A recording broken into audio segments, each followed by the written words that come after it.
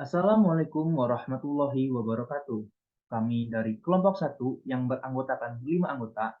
Yang pertama ada Angga Pramana, kemudian Dehan Taufani, Iqbal Larid Aziz, Ripada Abdul Malik, dan Zakina Rahayu Hasanah akan mempresentasikan tentang distribusi sampling. Yang pertama ada populasi. Populasi adalah keseluruhan pengamatan yang ingin diteliti atau yang ingin menjadi perhatian. Contohnya, seperti kita ingin mengetahui populasi hewan langka, seperti harimau, badak, atau gorila, dapat dilakukan untuk mengumumkan jumlah individu, pergerakan, dan kondisi populasi mereka. Yang kedua, ada banyaknya pengamatan dalam populasi disebut dengan ukuran populasi. Nah, simbolnya itu yaitu N besar. Yang ketiga ada jenis populasi dibagi menjadi dua, yaitu populasi terbatas dan tidak terbatas. Contoh dari populasi terbatas yaitu seperti satuan militer. Jumlah personil dalam sebuah satuan militer memiliki batas tertentu yang ditentukan oleh kebijakan dan anggaran militer. Contoh dari populasi tidak terbatas yaitu manusia di dunia ini. Populasi manusia seluruh dunia cenderung tidak terbatas karena pertumbuhan populasi manusia masih berlangsung dan manusia yang dapat hidup di bumi. Yang keempat, ada sifat atau ciri yang diamati dalam suatu karakteristik populasi yang umumnya diamati seperti lajunya kelahiran atau lajunya kematian seperti itu. Kemudian yang kelima ada hasil pengukuran karakteristik populasi disebut dengan parameter populasi. Salah satu contoh dari parameter populasi yang umum digunakan seperti rata-rata atau mean. Nah, rata-rata mean ini merupakan nilai rata-rata dari suatu atribut atau ukuran dalam populasi seperti rata-rata usia individu dalam populasi atau rata-rata berat badan individu. Seperti itu. Yang selanjutnya yaitu sampel. Sampel adalah bagian dari populasi yang memiliki karakteristik yang sama dengan populasi. Contohnya seperti kita ingin mengetahui jumlah mahasiswa yang ada di kelas D program studi manajemen angkatan 2022. Nah, yang menjadi populasinya itu yaitu seluruh angkatan program studi manajemen angkatan 22. Nah, yang menjadi sampelnya sudah jelas, mahasiswa yang hanya ada di kelas D program studi manajemen angkatan 22. Kemudian yang kedua yaitu banyaknya pengamatan dalam sampel disebut ukuran sampel. Nah, simbolnya ini adalah N kecil. Ukuran sampel merujuk pada jumlah individu atau unit yang diambil dari populasi yang sedang diteliti untuk dijadikan sampel. Ukuran sampel ini merupakan salah satu aspek penting dalam perencanaan, penelitian, dan analisis statistik. Selanjutnya yang ketiga yaitu ada jenis sampel, dibagi menjadi dua, sampel kecil dan sampel besar. Nah, sampel kecil ini mengacu pada jumlah individu atau unit yang relatif sedikit diambil dari populasi. Contohnya seperti survei tentang tingkat kepuasan pelanggan dengan hanya mewawancarai 10 responden yang dipilih secara acak. Kemudian ada sampel besar mengacu pada jumlah individu atau unit yang relatif banyak diambil dari populasi. Contoh dari sampel besar ini seperti penelitian tentang tingkat pengangguran di suatu negara dengan melibatkan data dari jutaan individu yang terdaftar dalam basis data pekerjaan. Selanjutnya yang keempat yaitu sifat-sifat atau ciri-ciri yang diamati dalam suatu sampel disebut karakteristik sampel. Nah, karakteristik sampel ini adalah atribut atau variabel yang diamati atau diukur pada individu atau unit yang termasuk dalam sampel penelitian. Nah, sampel karakter sampel ini memberikan informasi tentang populasi yang lebih besar melalui pengamatan atau pengukuran pada sampel yang diambil. Selanjutnya yang kelima yaitu hasil pengukuran karakteristik sampel disebut statistik sampel. Nah, statistik sampel ini adalah cabang statistik yang berfokus pada analisis dan interpretasi data yang diperoleh dari sampel. Tujuannya apa sih? Tujuannya itu untuk menggeneralisasi temuan dari sampel ke populasi yang lebih besar. Selanjutnya akan dibahas oleh teman saya. Oke, selanjutnya ada populasi versus sampel. Perbedaan dalam ukuran populasi menggunakan N besar, sampel N kecil, perbedaan ukuran karakteristik, populasi parlementer, sampel statistik, perbedaan ukuran pemusatan, populasi mean sama dengan mu, sampel sama dengan X bar, populasi penyebaran, simpang baku sama dengan sigma, lalu sampelnya simpang baku sama dengan S. Yang terakhir ada perbedaan jenis populasi terbatas dan tidak terbatas, sampel kecil dan besar. Selanjutnya ada distribusi sampling. Sampel diambil dan digunakan untuk menghitung statistik yang dapat digunakan untuk menyimpulkan parameter populasi. Distribusi probabilitas dari suatu statistik sebut distribusi sampling. Selanjutnya akan dijelaskan oleh teman saya. Baik, di sini saya akan menjelaskan distribusi sampling rata-rata. Bila populasi dengan rata-rata dan simpangan baku diambil sampel berukuran N kecil secara berulang tanpa pengambilan, maka ukuran lalu ada populasi tidak terbatas yaitu N kecil sama dengan N besar kurang lebih dari 5%, lalu populasi terbatas N kecil sama per N besar lebih dari 5%. Rata-rata yaitu rata-rata disampling sama dengan mean populasi. Lalu rata-rata sama dengan mean sampel. Standar deviasi yaitu simpangan baku sama dengan simpangan baku populasi per akar N kecil.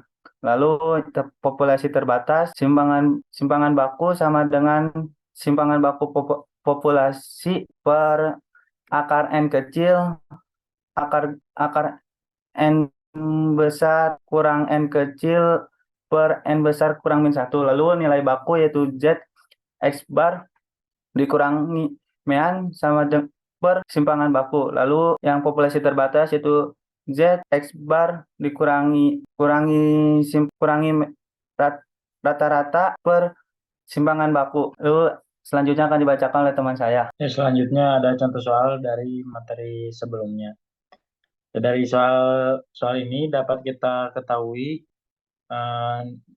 nu sebesar 4,7 ons atau 4,7 dan standar deviasi atau omega sebesar 0,4 dan juga N-nya N25 dari 25 jeruk dipilih secara random dan ditanyakan A. Probabilitas berat perasan jeruk paling sedikit 4,6 ons dan B.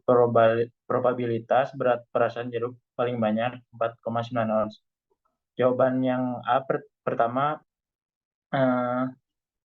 dicari dulu omega X barnya menggunakan rumus omega per akar N kecil dan dihasilkan 0,08. Lalu menggunakan rumus Z sama dengan X bar dikurangi mu X bar per omega X bar. Lalu didapatkan minus 1,25. Lalu untuk mencari probabilitas di 0,5 ditambah 0,3944 yang didapat dari tabel normal dari minus 1,25. Lalu 0,5 tambah 0,3944 sama dengan 0,8944 atau sama dengan 89,44%. Untuk yang B caranya hampir sama dengan ya, Z sama dengan X bar dikurangi mu X bar per sigma X bar. Lalu didapatkan 2,5. Lalu dimasukkan ke probabilitas X bar kurang dari 4,9. Lalu 0,5 ditambah 0,4938 yang didapat dari data normal dari 2,5 sama dengan 0,9938 atau hasilnya 99,38%. Ya, selanjutnya itu distribusi sampling proporsi. Bila populasi dengan rata-rata proporsi dan simpangan baku diambil sampel berukuran N secara berulang tanpa pengembalian, maka ukuran rata-rata, standar deviasi, dan nilai baku. Yaitu yang pertama rata-rata proporsi sama dengan parameter. Lalu yang populasi terbatas yaitu sama juga rata-rata proporsi sama dengan parameter. Lalu standar deviasi yaitu simpangan baku proporsi akar parameter buka kurung 1 min kurang proporsi tutup kurung per N.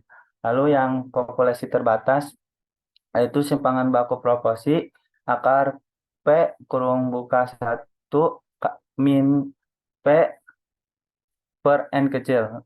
Lalu akar besar N besar kurang N kecil, lalu per N besar kurang 1. Lalu nilai baku yaitu Z proporsi kurang rata-rata proporsi per simpangan baku proporsi, yaitu Z parameter kurang rata-rata proporsi per simpangan baku proporsi. Selanjutnya akan dijelaskan oleh teman saya. Baik, di sini saya akan menjelaskan contoh dari distribusi sampling rata-rata, distribusi sampling proporsi.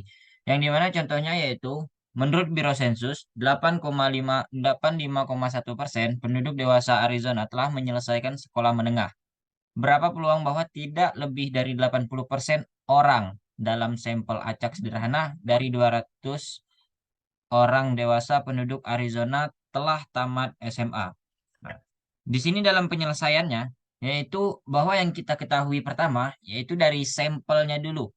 N sama dengan 200, yaitu dari sampel 200 orang dewasa dari penduduk Arizona.